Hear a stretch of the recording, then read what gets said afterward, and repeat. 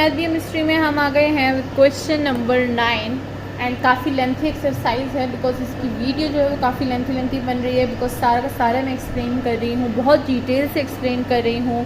तो सबके जो है वो अच्छे कमेंट्स मुझे नीचे मिल जाने चाहिए बिकॉज अच्छे कमेंट से अप्रिसिएशन मिलती है इंसान को। वो कहते हैं अब हमने और मेहनत करनी है एंड मेहनत करते जाना है, ठीक है। तो दूसरों को भी सपोर्ट करें एंड ख़ुद भी जो है हमेशा मोटिवेट रहें। हमें मोटिवेशन खुद नहीं मिलती, हम कहीं ना कहीं से मोटिवेशन ले लेते हैं। तो मुझे जो है मोटिवेशन मिलती है कमेंट से, लाइक से, व्यूज़ से। तो आप मुझे लाइक किया करें मेरी वीडियोस को, साथ में मुझे अच्छे कमेंट किया करें ताकि मुझे पता चले कि मतलब स्टूडेंट्स को समझ आ रही है, अच्छे तरीके से समझ आ रही है, ये उनके काम आ रहा है, ठीक है। तो चलिए स्टार्ट करते हैं विद क्वेश्चन नंबर 9। क्या स्टार्ट करते हैं, हम तो स्टार्ट ही कर चुके हैं, एक्सरसाइज इतनी लेंथी है। तो क्वेश्चन नंबर 9 में अगर हम देखें तो हमें काफ़ी बड़ी जो है वो लिमिट गिवन है, नेगेटिव में गिवन है लेकिन बड़ी है। -1 से 0 तक एंड -√1 - x² से 0 तक, ठीक है। अगेन जो है हमारे पास कौन सा काम हो गया है, अगेन वो वाला काम हो गया है कि एक लाइन के अंदर दूसरी लाइन आ रही है, यानी y में x की लिमिट आ रही है, ठीक है। तो चलिए देखते हैं कि इसको हम कैसे सॉल्व करेंगे। तो सबसे पहले हम एक्सप्रेस करते हैं कि इसको हम एक्सप्रेस कैसे करेंगे बिकॉज वी हैव नेगेटिव। तो हम सबसे पहले x की लिमिट लिखेंगे ये वाली। तो x is less than -1 to 0, ये फर्स्ट हो गया। नाउ अगर हम y की बात करेंगे तो वो क्या हो जाएगा, -√1 - x² से विद 0, ठीक है। तो ये हमारे पास जो है लिमिट्स आ गई हैं। और अगर हम लोग इस लिमिट्स को देखें तो ये हमारे पास कोऑर्डिनेट सर्कल को जो है वो डिनोट करता है। किस चीज़ को, कोऑर्डिनेट सर्कल, XY प्लेन का, जिसका ओरिजिन जो होता है रेडियस विद 1, और ये हमारे पास थर्ड कोऑर्डिनेट कहलाता है, ठीक है। ये थर्ड, यहाँ तक जो है हमारे पास सिर्फ सर्कल बना रहा है ये, ठीक है। कहाँ से यहाँ तक, ठीक। होप कि सबको समझ आ रही हो यहाँ पर कि हमारे पास सर्कल किस तरह से बन रहा है। तो जिस तरह से सर्कल बन रहा है हमारे पास, उसी तरह से जो है हमारे पास क्या होंगी, लिमिट्स भी होंगी। सो यहाँ पर जो हम बात करेंगे वो हम लोग क्वार्टर सर्कल की करेंगे। और क्वार्टर सर्कल कितना होता है, उसमें हमारे पास सिर्फ जो है वो 3 शुरू के जो है कोऑर्डिनेट्स जो होते हैं वो आते हैं। First coordinate, second coordinate and third coordinate. Fourth वाला जो होता है वो इंक्लूड नहीं होता, ठीक है। सो अब हम क्या करेंगे, हमारी जो लेंथ जाएगी वो यहाँ से यहाँ तक जाएगी, ठीक है। ये वाला सारा का सारा हम सर्कल यूज़ करेंगे एंड इस वाले को हम लोग यूज़ नहीं करेंगे। तो चलिए देखते हैं कि इसकी जो लिमिट्स है वो हम लोग किस तरह से फाइंड करेंगे।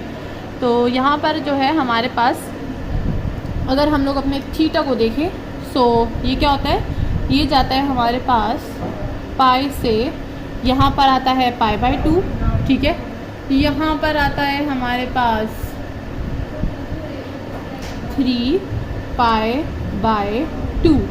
तो हम कहाँ जाएंगे, हम जाएंगे पाई से, नहीं ये होता है 0, ठीक है, और ये होता है पाई। सो हम क्या जाएंगे, हम थर्ड क्वार्टर यूज़ करें तो थर्ड क्वार्टर कितना होता है, थर्ड क्वार्टर होता है हमारे पास पाई से 3π/2 तक, ठीक है। सो हम क्या करेंगे, पाई से 3π/2 तक यूज़ कर लेंगे। तो थीटा जो है वो हमारे पास कितना हो जाएगा, π/2 3π/2, ये हो गया हमारे पास हमारा थीटा। ना अगर हम रेडियस की बात करें तो हमें पता है कि सर्कल का जो रेडियस होता है वो कितना होता है, वो होता है हमारे पास 0 to 1। This is the simple form, ठीक है। सो हमारे पास आर आ गया, हमारे पास थीटा आ गया। तो चलिए इसको पुट कर देंगे इनटू फंक्शन, मतलब इंटीग्रल में, ताकि पोलर का कार्टेशियन से पोलर में चेंज हो जाए। सो ये कैसे चेंज होगा, ये हो जाएगा हमारे पास पाई से 3π/2 तक जाएगा, ठीक है। एंड दूसरा क्या था, वो था 0 से 1 तक। अब इस फंक्शन को हमने सबसे पहले सेटल डाउन करना है। 2 डिवाइड्स 1 प्लस, यहाँ पर जो है हम लोग लिखेंगे r²। वो मैंने क्यों लिखा आगे बताते हैं। ये हो जाएगा r d ऑफ थीटा, ठीक है। हमें पता है कि x क्या होता है, x² + y² क्या हो जाएगा, ये हो जाएगा r² cos² theta plus r² sin² theta, ठीक है। x और r की वैल्यू यहाँ पर r² कॉमन ले लेंगे तो cos square theta plus sine square theta, ये हो जाएगा आर स्क्वायर, ये हो जाएगा 1। सो आर स्क्वायर आ जाएगा। आर स्क्वायर को मैं स्क्वायर रूट में लिखूँगी तो क्या हो जाएगा, ये हो जाएगा हमारे पास आर। तो मैं यहाँ पर सिंपली आर भी लिख सकती हूँ, तो 1 प्लस आर हो जाएगा हमारे पास, ठीक है। सो ये हमारे पास फंक्शन जो है वो कार्टेशियन से पोलर में पूरा का पूरा चेंज हो चुका है।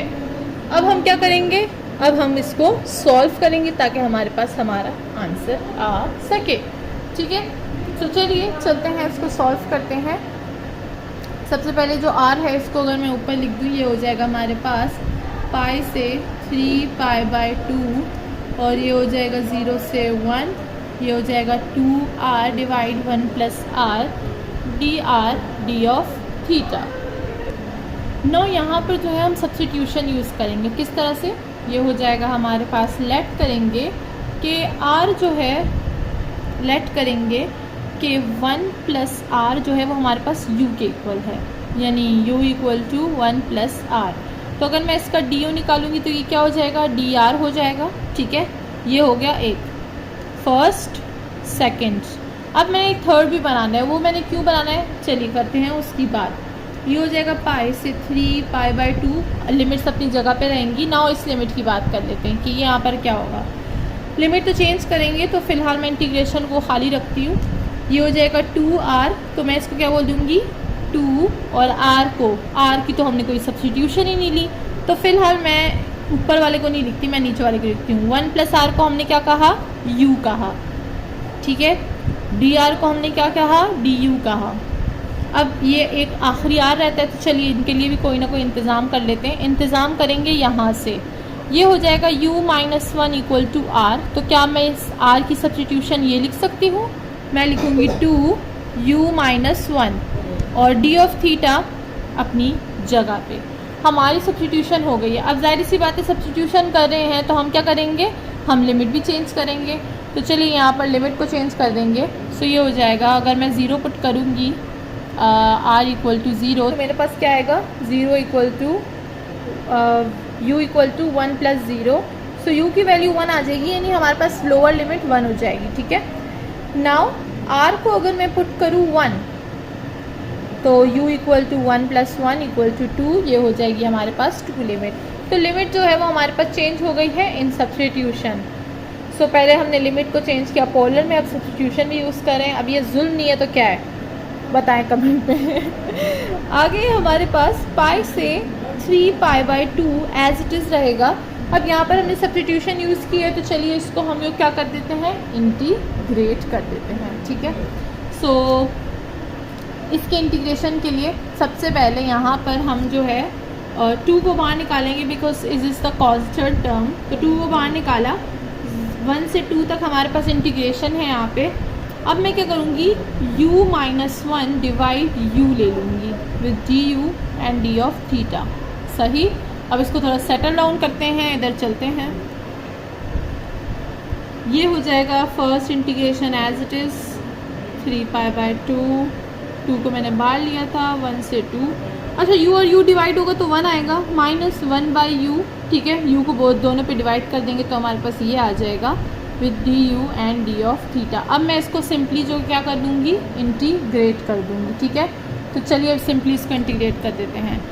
First integral as it is, 2 को बाहर निकाला था हमने, अब इंटीग्रेट करेंगे, 1 को इंटीग्रेट करेंगे तो क्या आएगा, 1 को मैं इंटीग्रेट करूँगी तो मेरे पास u आएगा, ठीक है।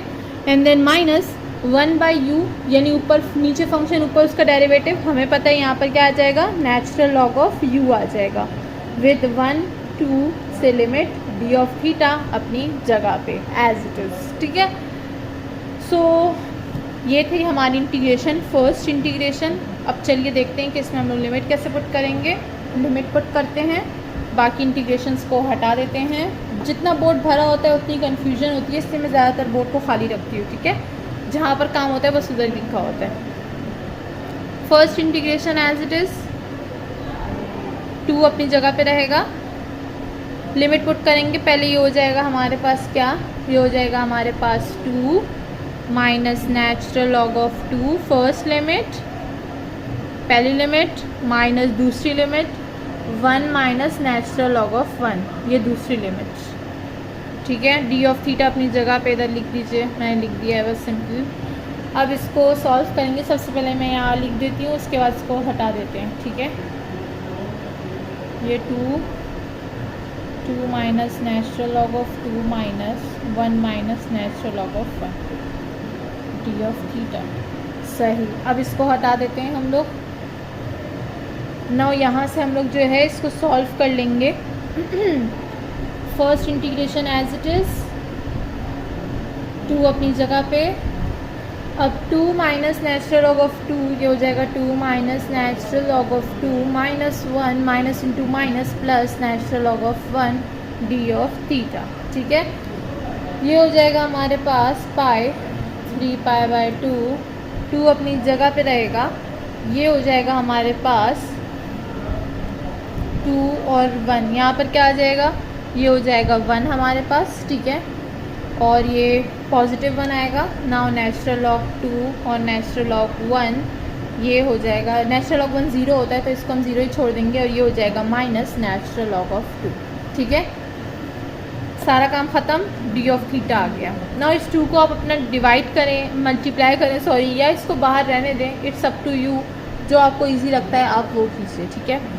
सो अगर हम लोग इसको अंदर मल्टीप्लाई कर देंगे तो हमारे पास क्या होगा, पाई 3 पाई बाय 2, सारे कांस्टेंट टर्म हैं और साथ में इसमें थीटा नहीं है तो इसको बाहर निकाल दीजिए तो ज़्यादा इजी होगा, ठीक है। सो हम इसको निकालेंगे 1 माइनस नेचुरल लॉग ऑफ 2 और integral pi 3 pi by 2 and D of theta. अब जब 1 होता है इंटीग्रेशन में तो हमें पता है कि हम क्या यूज़ करते हैं, हमारे पास जिस रिस्पेक्ट से इंटीग्रेशन हो रही होती है वही जो है वेरिएबल आ जाता है। जैसे यहाँ पर थीटा के रिस्पेक्ट से हो रही है तो वी विल गेट थीटा। सो ये क्या हो जाएगा हमारे पास, ये हो जाएगा थीटा, और थीटा की वैल्यू क्या है 3 पाई बाय 2 और यहाँ पर पाई। तो लिमिट पुट करेंगे और देखेंगे कि थीटा जो है वो हमें क्या देता है, ठीक है। सो ये 2 माइनस 2 नेचुरल लॉग ऑफ 2, मैंने इसको अब अंदर मल्टीप्लाई कर दिया है। वैल्यू पुट करते हैं थीटा में, 3 पाई बाय 2 माइनस पाई हो जाएगा हमारे पास, ठीक है। सो इसको सिंप्लीफाई करेंगे, this will become 2 minus 2 natural log of 2, ये हो जाएगा हमारे पास 2 3 पाई माइनस 2 पाई, ठीक है। तो ये क्या हो जाएगा, माइनस हो जाएगा 2 माइनस 2 नेचुरल लॉग ऑफ 2, ये दोनों माइनस हो जाएंगे, हमारे पास पाई बाय 2 आ जाएगा। सो सिंपली हमारा आंसर पाई बाय 2 है। अब इसको आप ऐसे लिखें या सिंप्लीफाई कर दें, जैसे हमने यहाँ से 2, ये देखिए कॉमन लिया था ना, तो अगर मैं यहाँ से 2 कॉमन लूँ, 1 minus natural log of 2 pi by 2, तो मेरे पास क्या हो जाएगा, 2 2 कैंसिल हो जाएगा, आंसर बच जाएगा पाई 1 minus natural log of 2। And that's all, हमारे पास हमारा आंसर आ चुका है। होप कि सबको समझ आ गई होगी जितनी भी यहाँ पर मैंने कॉन्सेप्ट यूज़ किया। नाउ नेक्स्ट चलते हैं विथ क्वेश्चन नंबर 10।